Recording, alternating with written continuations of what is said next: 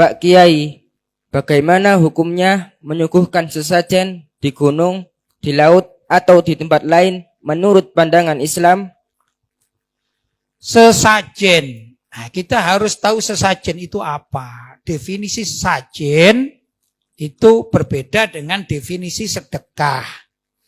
Kalau sesajen adalah seseorang membuat sajian yang khusus diperuntukkan untuk makhluk yang diyakini menunggu suatu tempat. Entah itu gunung, entah itu laut, ya. Maka orang yang membuat sajian itu namanya sesajen. Paham ya? Kalau sedekah beda. Sedekah adalah orang yang mengeluarkan sedekahnya atau sedekahnya kepada orang lain, boleh, kepada hewan juga boleh, ya, berbeda. Kalau kepada orang lain ya berupa makanan atau juga sembako, sedekah, uang juga boleh, ya enggak? Atau sedekah jasa juga boleh. Kalau sedekah kepada hewan maka ya harus ditetapkan hewan apa yang akan diberi sedekah, gitu ya. Kalau kita akan sedekah kepada kambing, ya enggak mungkin sedekah kita berupa telur misalnya, telur ayam, ya enggak dimakan. Itu namanya bukan sedekah, ya. Mubazir itu. Ada kambing datang, kita belikan telur, kita katakan ini sedekah. Bisa enggak kira-kira? Ya bukan. Bukan sedekah itu, ngaco namanya, ya. Nah, kalau sedekah, kalau kambing dikasih apa? Rumput. Kan gitu kan? Nah, dan lain sebagainya. Kalau kucing ya dikasih makanan kucing, kan sedekah ya. Daging itu apa gitu. Nah, kalau yang namanya sesajen, itu ada ramuan khusus. Atau menu khusus. Menunya itu biasanya ada pisang, ada telur, ada ayam, begitu ya.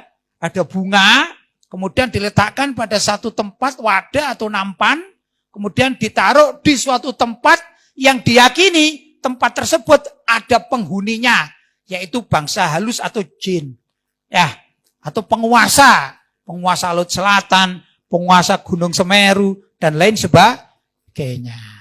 Sudah, itu harus kita tahu tentang bedanya sesajen dengan sedekah. Sedekah hukumnya boleh.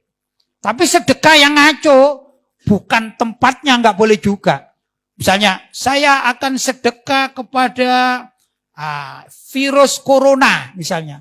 Beli daging, kemudian diletakkan satu tempat, kemudian apa ini? Biar virus coronanya lari. Ini kan salah. Virus corona tidak makan daging, kan gitu kan ya. Ini namanya salah, mubazir, haram jadinya.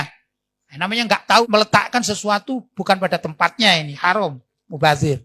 Demikian juga dengan sesajen. Sesajen itu haram, jelas. Malah menurut kitabnya Kiai Soleh Darat. Kiai Soleh Darat itu adalah gurunya Mbah Hasyim Asy'ari. Mbah Hasyim Asy'ari kan pendiri NU. Kiai Soleh Darat itu mempunyai kitab, gitu ya. Nah, di dalam kitab itu dikatakan min asbabir riddah, termasuk dari sebab kemurtatan adalah meletakkan sesajen untuk tempat-tempat yang dianggap angker, ya tadi itu sajen, atau untuk makhluk halus atau jin. Itu menurut gurunya Mbah Hasyim Asy'ari yang namanya Kiai Soleh Darat adalah murtad. Kalau yang melakukan orang Islam. Na'udzubillah min dzalik. Kalau kita secara kaidah umum namanya syirik, kan gitu kan, menyekutukan Allah. Orang yang melakukan sesajen di mana saja berada itu sama halnya dengan menyembah sesembahan selain Allah.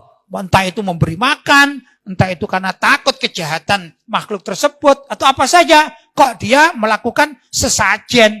Ini nggak boleh, haram. Demikian juga ada fatwa dari hasil Muktamar NU yang kelima. Itu di Pekalongan. Ya. Tahunnya sekitar pelaksananya 1930-an.